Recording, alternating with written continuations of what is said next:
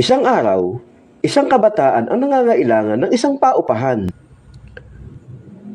Tinanong niya ang katiwala kung may isang kwarto na maaari niyang tuluyan. At sinabi ng ale, Pangatlong kwarto lamang ang maaari kong ibigay sa iyo.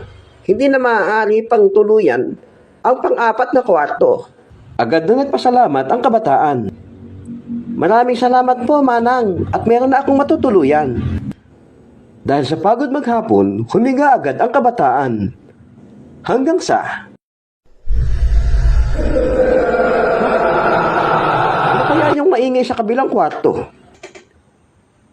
Napansin niya na may maliit na butas sa dingding nito. Tumayo siya at sinilip kung ano ang bagay na yaon. Subalit ng kanyang silipin, wala siyang ibang napansin kundi isang kulay asul lamang. Bumalik siya sa katiwala upang ipagtanong kung ano ang bagay na yaon. At sinabi ng ale, Imposible ang sinasabi mo. Wala nang nakatira sa kabilang kwarto. Isang babae ang dating umuupa sa kabilang kwarto at ito'y nagpatiwakal dahil sa pagkabigo sa kanyang pag-ibig. Ang palatandaan ko lamang sa babaeng ito, meron siyang kulay asul na mga mata